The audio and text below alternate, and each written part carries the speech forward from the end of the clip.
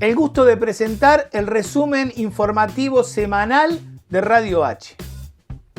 Este resumen se va a llevar a cabo entre dos marchas. Una, la que sucedió el lunes pasado, 12 de octubre, feriado, en el Obelisco, y que fue convocada por la presidenta del PRO, Patricia Bullrich, y que fue convalidada unas horas después en un canal de televisión por el expresidente Mauricio Macri. La marcha claramente opositora en contra del gobierno nacional. La otra marcha será este sábado, 17 de octubre, en conmemoración del nacimiento del peronismo, el Día de la Lealtad Peronista, organizada por todo el espectro político del Frente de Todos. Tendrá su principal epicentro en el Salón Felipe Vallese del histórico edificio que la CGT tiene en la calle Azopardo. El único orador será el presidente de la Nación, Alberto Fernández, y que en el edificio estará acompañado por una veintena de dirigentes que conforman el frente de gobierno.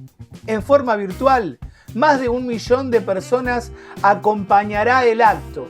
Cada militante podrá elegir su lugar en la Plaza de Mayo o en otros lugares de la ciudad de Buenos Aires. Además del acto virtual, un sector amplio de la CGT, que se denomina el Frente Sindical para el Modelo Nacional, hará una marcha presencial en vehículos, camiones, taxis y colectivos. Mucho más que dos marchas, dos modelos de país, dos maneras de relacionarse con la historia, con la realidad y con la política. Comencemos por la marcha del lunes pasado.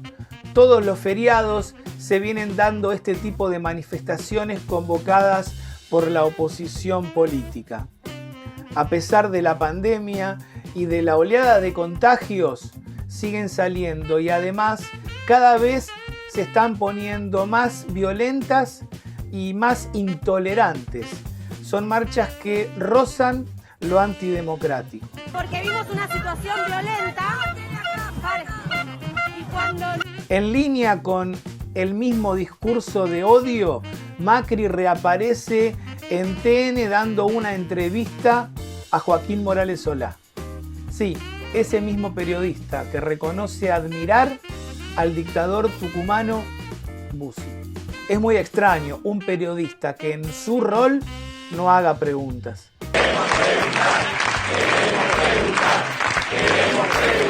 En este contexto estuvieron 4 horas consecutivas grabando una entrevista que luego en su edición duró 40 minutos. Cortá, negro. No, sí, se equivocó de vuelta. Y sí, bueno, vamos otra vez, dale. Hasta que salga. Tranquilo, vos tranquilo. Un tema central, fundamental, que es que el peronismo está secuestrado por Cristina Fernández de Kirchner hace más de 10 años. Y eso significa que el peronismo ha sido cooptado por la irracionalidad. Macri no habla como líder político, porque no es líder político. Macri habla como jefe, pero tampoco como jefe político, porque hay dudas que sea realmente un jefe político. Habla como jefe empresarial. Macri habla como patrón. No reconoce errores ni responsabilidades, evade. Le echa las culpas a Monzó o a Frigerio, a la política. Hay dudas si esta cuestión de separarse del ala política de Juntos por el Cambio es un error o una estrategia. ¿Hay una división? ¿Hay halcones y palomas en Juntos por el Cambio?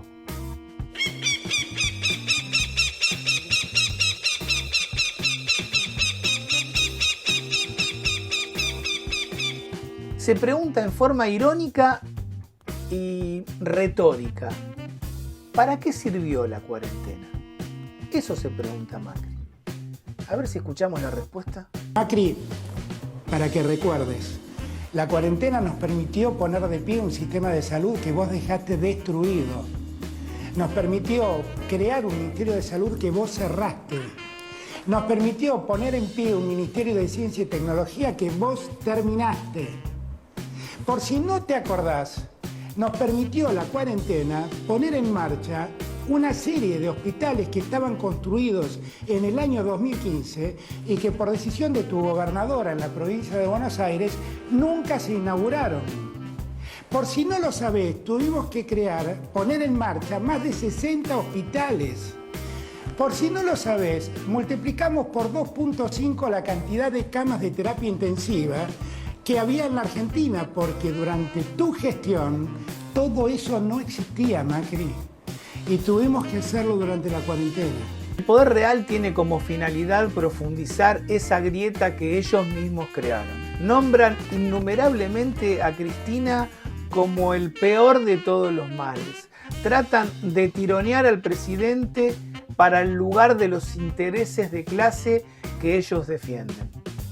Manifiestan hasta el hartazgo los males, como decíamos recién, de la vicepresidenta para romper el frente de gobierno. Esa es la finalidad. Para esta clase dominante, la democracia parece ser un estorbo. La luna de miel entre el gobierno y el poder económico duró poco tiempo.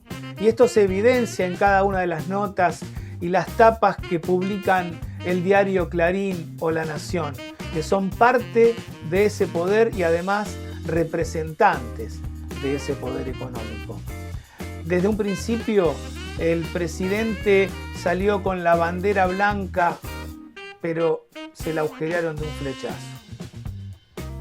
Y no de un flechazo de amor, de un flechazo de guerra, de periodismo de guerra.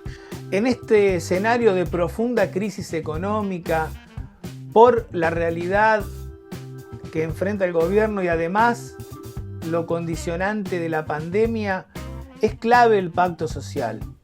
Pero hay algo a tener en cuenta. En ese pacto social, en esa mesa, el gobierno nunca debe dejar de ser quien gobierna.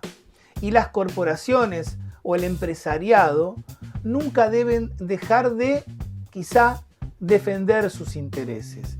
Cuando estos roles empiezan a entremezclarse, es donde ingresa la confusión y las presiones. Esas corporaciones presionan, no liquidando, por ejemplo, la soja, esperando una devaluación, especulando y presionando para que haya una devaluación. Eso de llevar el dólar blue con una brecha muy grande con el dólar oficial. Todo este tipo de cuestiones o intentos de corrida no hacen más que conspirar en contra de ese pacto social. Que el dólar oficial hoy, en términos reales, competitivos, es el dólar del mercado. Y tener un dólar paralelo con un mercado reducido de 40 millones, cuando el mercado único y libre de cambios maneja 1.000 millones, de 170, es clarísimo que hay algunos vivos, algunos egoístas que apuestan contra el peso. A esta altura no hace falta explicar que este capitalismo, en su fase neoliberal de especulación financiera, no tiene sentimientos. Ni siquiera se sensibilizan por la pandemia. Y cuando nombramos o denominamos a la pandemia, en este resumen semanal de noticias de Radio H, aparece la figura de la periodista Franca Boccasi para explicarnos todo lo que tenemos que saber al respecto. La escuchamos y la vemos. Muy buenos días, amigues. Bienvenidos una vez más a este mega resumen semanal de todo lo que pasó con el COVID-19. Veamos qué tenemos para hoy. Si bien semana tras semana venimos diciendo que Estados Unidos es el país que lidera a nivel mundial la cantidad de contagios y muertes por coronavirus, esta semana nos vamos a detener en la India. ¿Por qué? Porque semana tras semana alcanza al país americano cada vez más, llegando ya a los 7.370.000 contagios y más de 112.000 muertes. Por otra parte, la Organización Mundial de la Salud declaró que los casos en Europa la semana pasada fueron 3 veces mayor que el primer pico que tuvo el viejo continente en marzo. A veces pienso qué terrible estar allá con 40 grados de calor, el barbijo, no poder disfrutar de las playas, No es el verano europeo que todos quisieran, me imagino. Pero bueno, después pienso en que dentro de poco nos vamos a morir de calor acá, vamos a estar igual con barbijo y la única pileta que vamos a tener para refrescarnos es la que pintó la Reta en el piso, así que nos compadezco más a nosotros mismos que a ellos. Mientras tanto, si hablamos de Argentina, este maravilloso país donde abundan las emociones, tenemos que decir que hasta el día viernes llegamos casi a los 950.000 contagios y estamos hablando de 25.340 muertes. El promedio de contagios por día está entre 13 y 17.000 casos. Por otra parte, luego de que el presidente Alberto Fernández hablara el viernes de la semana pasada, se emitió un documento con recomendaciones para cada provincia según su situación con respecto a la pandemia. Documento que el gobernador de Mendoza decidió ignorar por completo. Justamente se recomendaba a esta provincia que volviera a la fase 1 y sin embargo desacató esta orden a pesar de que el sistema de salud de esta provincia está completamente colapsado. Y hablando de decisiones un tanto extrañas, esta semana se reanudaron las clases semipresenciales para los estudiantes de séptimo grado y de quinto año de Capital Federal, para lo cual también el gobierno de la ciudad de Buenos Aires avanza con un protocolo que ya le presentó a las escuelas privadas para que puedan ir abriendo paulatinamente. ¿Y quieren que les diga la peor noticia de todas? El polaco dio positivo por coronavirus y se suspendieron momentáneamente las grabaciones de MasterChef Celebrity, esa droga con la que nos estamos matando la mayor parte de les argentines y que vamos a tener que reemplazar con alguna serie u otro reality de televisión. Lo que yo realmente me pregunto es cómo puede ser que contrataron para un programa de televisión a una persona que tiene denuncias por violencia de género y ninguno de nosotros hizo nada al respecto. Y esto fue todo por hoy, amigues. Los dejo hasta la próxima semana. Ustedes sigan informándose y analizando la realidad de la mano de Marce Rodríguez. Hasta la próxima. Resulta trascendental retomar el debate de un verdadero sistema democrático de comunicación, que sea contrahegemónico. Porque además la hegemonía de los medios, además de su carácter monopólico, hoy son fabricantes de mentiras, diría Charly García y Nito Mestre. Son verdaderos fabricantes de fake news. Sería importante dar lugar a que los medios pequeños o medianos puedan tener su lugar y su voz, que al menos sirva y que favorezcan la disminución de estas mentiras que son contadas como verdades.